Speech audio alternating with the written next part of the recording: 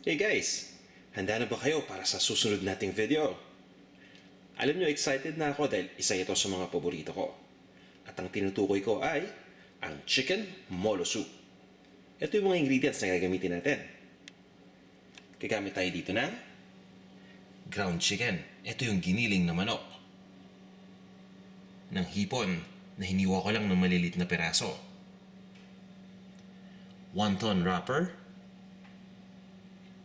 Ng sibuyas, ng dahon ng sibuyas.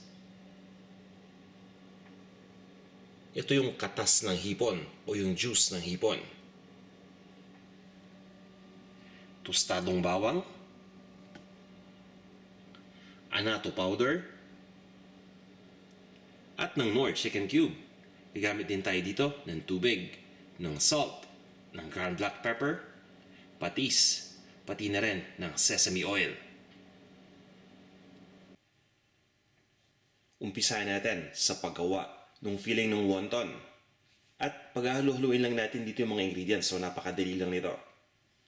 Meron tayo ditong ground chicken o yung giniling na manok.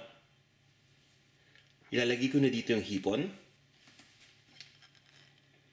Again guys, itong hipon na to, sariwang hipon na hiniwa ko lang ng maliliit na peraso. Mas maganda sana kung sariwang hipon yung magagamit natin dito. Kasi meron tayong may extract na juice dun sa ulo ng hipon. Mamaya, gagamitin natin yung ingredient na yan. Alam nyo ba na kapag pinagsama natin yung hipon, pati na rin yung chicken, or even yung pork, no? Kapag gumagawa tayo ng mga ganitong klaseng dishes, merong magandang lasa na lumalabas. Kaya gumagamit ako ng hipon dito. Maglalagay din tayo dito ng ground black pepper.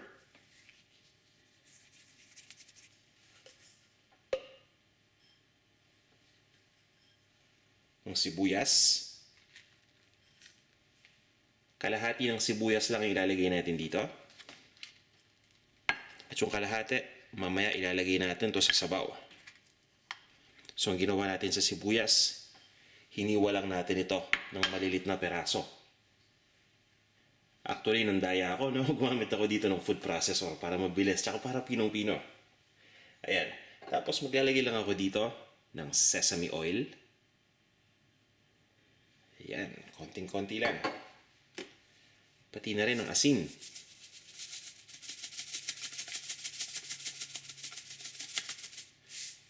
At pagkatapos, hahaluin lang natin ito mabuti. Napansin nyo ba itong gamit kong panghalo? O diba? Ito yung pansandok ng kanin.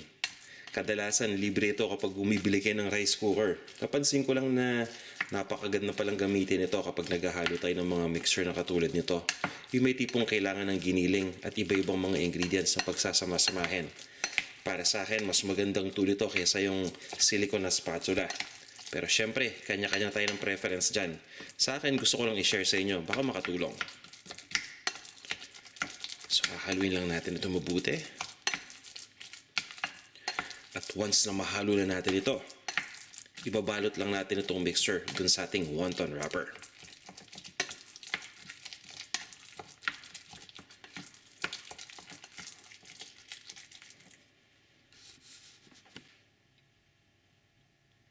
Ngayon na-mix na natin mabuti itong ating ground chicken. Pati na rin iba mga ingredients na nandito. Itatabi muna natin ito. Ilalagay ko lang sa tabi. Kukunin lang natin yung ating wonton wrapper. At ilalagay natin ito dito sa isang malinis na plato.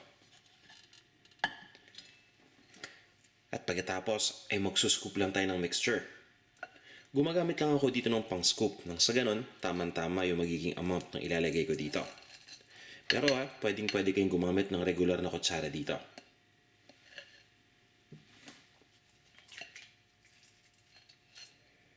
So ilalagay natin dito sa gitna itong ating chicken mixture. At pagkatapos ay i-fold na natin ito. So, simple lang at hindi kailangan ng maganda yung pagkaka-fold natin. Ang importante, mas secure natin yung laman dito sa loob. Okay, pinagsasama ko lang yung 4 na sides sa gitna. Pagkatapos, siguraduhin natin yung mga sides Na-press natin para hindi lumabas yung mixture. Ayan. Once na magawa na natin yun, tutulak lang natin ng unti-unti.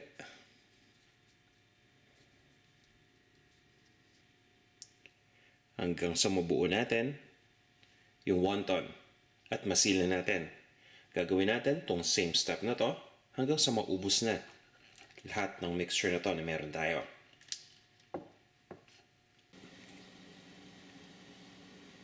Halos tapos na tayo. I-share ko lang sa inyo kung ano yung nakita kong mas magandang paraan. Dahil ngayong gamit kong wonton wrapper ay maraming harina. Usually nilalagyan ng manufacturer ito ng harina nang sa ganun ay hindi magdikit-dikit yung wonton wrapper sa isa't isa. So, hindi ganun kadaling ibalot itong mixture natin. So, ang ginawa ko, kumuha lang ako ng tubig at binasa ko lang yung gilid nito habang binabalot. At pagkatapos, ibabalot na natin. Well, kadalasan kapag gumagawa tayo ng lumpiang Shanghai, ganyan din yung ginagamit natin na pang-seal. Pagkatapos, halagyan lang natin ng tubig yung dulo. Kagaya nito. Fold lang natin ng tuluyan. Ayan. Madikit na kagad. Dito pa lang. Tapos ay i-roll lang natin o iikot lang natin dito yung itaas na bahagi habang pinipress natin para ma-seal. Alright. Ngayon guys, ready na tayo. Pwede na natin ituloy ang pagluluto ng ating chicken moro soup. Once na mabalot na natin mabuti lahat ng ating chicken mixture dun sa wonton wrapper, magpakulo naman tayo ng tubig. At kapag kumulo na yung tubig, nakatulad nito, ayan, ready na, di ba? So, ilalagay ko lang dito yung sibuyas. Ang kagandahan sa recipe na to, hindi na natin kailangan gumamit pa ng mantika. So, diretso na kagad yung sibuyas dito sa kumukulong tubig. Papakuluan natin itong sibuyas ng ilang minuto. So, mangyayari dito, lalambot ito at may extract yung lasa ng sibuyas. At syempre, hindi pa tayo tapos dyan. Meron din tayong katas ng hipon. Ito yung juice ng hipon. Galing ito sa ulo ng hipon na ginamit natin kanina. So, ang ginawa ko sa ulo ng hipon, nilagay ko lang sa almeres o dun sa pandikdik. At crenache ko lang yon. Naglagay lang ako ng konting-konting tubig habang ginagawa ko. At pagkatapos ay piniga ko lang yung natirang ulo doon na may juice para ma-extract lang yung juice ng tuluyan. At nilagay ko na dito sa lalagyan na to. Simpleng-simple lang yung proseso na yon, pero napakalaking natutulong. Dahil kung hindi ninyo naitatanong o kung hindi ninyo alam pa sa mga baguhan pa lang sa pagluluto, pagdating sa lasa, ang ulo ng hipon ang pinakamalasa. Alright. Now, maglalagay din tayo dito ng annatto powder. Ito yung tinatawag din natin na atsuete powder. Pero optional ingredient lang ito. Ang ginagawa kasi nito, pinapapula lang nito yung ating soup o yung ating entire dish. Kaya natin siya nilalagay. Halos tapos na tayo dito sa soup. Maglalagay lang ako dito ng bawang. Gagamit tayo ng tostadong bawang sa recipe na to. So, lulutuin natin to beforehand. At meron tayong recipe sa panlasangpinoy.com kung paano gumawa ng tostadong bawang. Ilalagay lang natin yung kalahati ng tostadong bawang dito sa sabaw. Napakalaki ng natutulong nito para magpalasa dito sa ating soup. Alright. Pagkatapos, lulutuin lang natin ito ng ilang minuto. At makaraan yon, ilalagay na natin yung chicken wontons dito.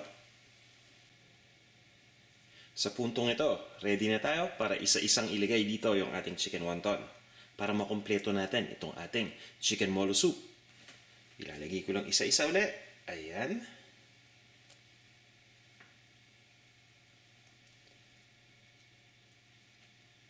At once na malagay na natin, mabilis na lang. Halos tapos na tayo. Napakadali lang talaga magluto nitong ating chicken molo soup. So, napakaganda nitong gawin kasama yung pamilya ninyo, no? Kung may katulong kayo, mas maganda.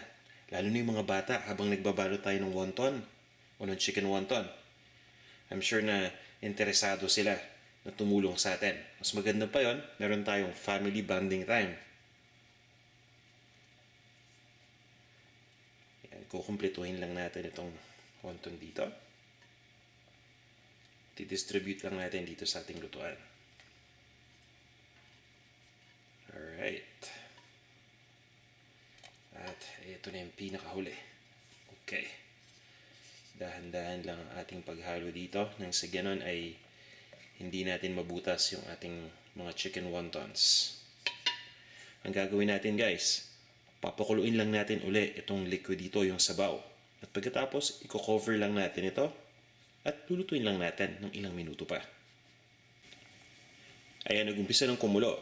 Pero bago natin takpan ito, syempre, ilalagay na natin yung ating Knorr Chicken Cube. Ilalagay ko lang ito dito para maging buong-buo yung lasa ng manok dito sa ating chicken molo soup. At maglalagay din tayo dito ng patis. So, ito yung ating patis. At lastly, ilalagay na natin dito yung ating paminta o yung ground black pepper. Ayan, pabayaan lang nating maluto ito. So, tatakpan ko lang. At i-adjust lang natin yung apoy sa medium. Na sa ganun ay hindi masyadong malakas yung pagkulo. Pag malakas kasi yung pagkulo, may tendency na mabutas kagad yung wonton wrappers na ginamit natin. Makaraan ng ilang minuto, kamustahin natin at tingnan natin kung pwede na.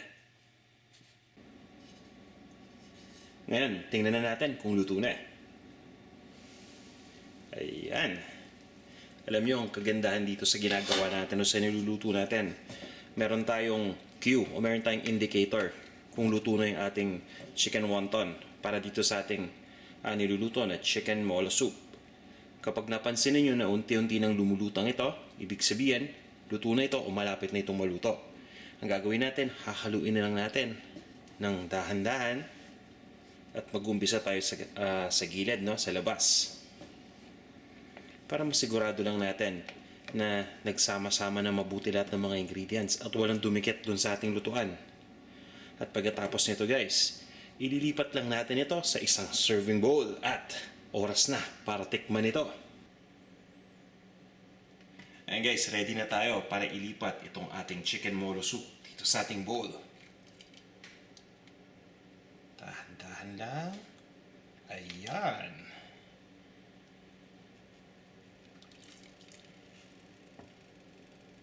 Nakakatakam naman. Ang bango-bango. Naamoy ko na yung manok, pati na rin yung hipon. Sigurado ako na napakasarap nito. Nananakam na ako ngayon pa lang eh. So, dadagdagan pa natin ito ng sabaw. Tamang-tama ito, no? Pwede itong pang tanghalian, panghapunan. Kadalasan kinakain ko ito na may kanin. Alright, at syempre, dagdagan pa natin ng isang perasong molo o ng chicken wonton. At guys, alam nyo ba na masasarap pa ito kapag lalagyan natin ng tostadong bawang sa itaas? Kagaya nito. Para sa akin, mas maraming bawang, mas panalo. Ayan. At syempre, hindi mawawala ang ating spring onions o ito yung tinatawag nating scallions o dahon ng sibuyas. So, ilalagay lang natin dito guys. At ayan na. Ready na itong ating chicken molo soup. Pwedeng-pwede na nating tikman. Kaya, tikman na natin. Sabaw muna.